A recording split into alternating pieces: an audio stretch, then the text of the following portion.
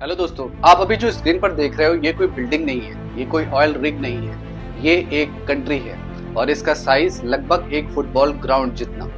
बस इतना ही साइज है इसका। ये है एक पूरा देश। यहाँ पे ना कोई सिटीज है, ना कोई रोड्स हैं, ना कोई एयरपोर्ट है, ना ही ट्रेन सिस्टम है और परमानेंट पॉपुलेशन 25 से 30 लोग, कभी कभी एक अपार्टमेंट बिल्डिंग से भी कम। लेकिन फिर भी इसका अपना फ्लैग है, अपना पासपोर्ट है, अपना प्रिंस है, अपनी करेंसी है और ये खुद को एक इंडिपेंडेंट नेशन मानता है। अब सवाल ये है, अगर ये कंट्री इतनी छोटी है तो क्या ये सच में कंट्री है या दुनिया का सबसे छोटा लूप होल? आज हम इसी के बारे में जानते हैं। एक ऐसी जगह जो टेक्निकली एग्जिस्ट ही नहीं करनी चाहिए। इस जगह का नाम है सीलैंड। अगर आप वर्ल्ड मैप खोलो तो शायद आपको सीलैंड नॉर्मली दिखाई भी ना दे, क्योंकि सीलैंड किसी नॉर्मल कंट्री की तरह मैप पर प्रेजेंट नहीं होता। ये इंग्लैंड के कोस्ट से लगभग 10-12 किलोमीटर दूर है, नॉर्थ सी के अंदर लोकेटेड है और दूर से देखने पर ये किसी नेशन की तरह नहीं लगता। ये एक अबेंडेंट इंडस्ट्रियल स्ट्रक्चर जैसा लगता है। 2 बड़े कॉन्क्रीट पिलर्स, ऊपर से एक मेटल प्लेटफॉर्म, बस। ना माउंटेन्स, ना कोई कैपिटल सिटी, कुछ भी नहीं। तो फिर सवाल ये ही, ये कंट्री बना कैसे? उसके लिए हमें जाना पड़ेगा वर्ल्ड वॉर 2 के टाइम पर। वर्ल्ड वॉर 2 के दौरान ब्रिटेन ने समंदर के अंदर कई सी फोर्ट्स बनाए। इनका एक सिंपल पर्पस था, जर्मनी के अटैक से कंट्री को प्रोटेक्ट करना। उन्हीं फोर्ट्स में से एक था रफ्स टावर। ये 1942 में बनाया गया। वॉर खत्म होने के बाद ब्रिटेन ने इसमें से काफी स्ट्रक्चर्स को अबेंडन कर दिया, ज्यादातर बेकार पड़ गए। लेकिन एक आदमी ने इसमें अपॉर्चुनिटी देखी, उसका नाम था रॉय बेट्स।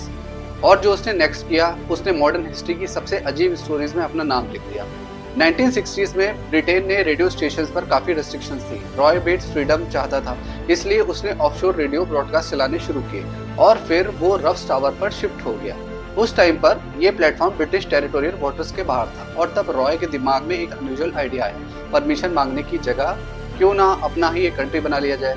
और फिर 1967 में रॉय बेट्स ने इंडिपेंडेंस डिक्लेयर कर दिया। उसने नाम रखा प्रिंसिपैलिटी ऑफ सीलैंड। ना कोई प्रेसिडेंट, ना कोई प्राइम मिनिस्टर, उसने खुद को डिक्लेयर कर दिया प्रिंस रॉय। और उसकी वाइफ बनी प्रिंसेस जॉन। और अचानक एक अबैंडन्ड मिलिट्री प्लेटफॉर्म का अपना रॉयल फैमिली बन गया। सुनने में फनी लगता है, लेकिन आगे जो हुआ वो और सीरियस था। आप सोचोगे किसी को क्या फर्क पड़ेगा, लेकिन सीलैंड फेमस होने लगा और जहाँ फेम आती है वहाँ प्रॉब्लम्स भी आती हैं। 1978 में एक ग्रुप ने रिपोर्टेडली सीलैंड पर कंट्रोल लेने की कोशिश की। जब प्रिंस रॉय वहां नहीं था तब प्लेटफॉर्म ऑक्यूपाई कर लिया गया, लेकिन रॉय ने गिव अप नहीं किया। वो वापस आया और उसने कंट्रोल दोबारा ले लिया। और सीलैंड की अपनी स्टोरी के अकॉर्डिंग उन्होंने एक इन्वेडर को डिटेन भी किया। अब इमेजिन करो, एक सेल्फ डिक्लेयर्ड कंट्री जो समुद्र के बीचों बीच मिलिट्री ऑपरेशन कंडक्ट कर रहा हो।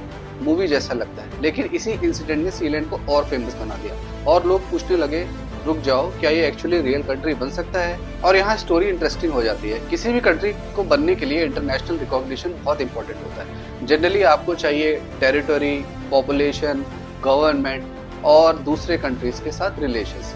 सीलैंड क्लेम करता है कि उसके पास टेरिटोरी है, गवर्नेंस है, नेशनल सिंबल्स हैं, उसने पासपोर्ट्स और करेंसी भी इशू किए हैं।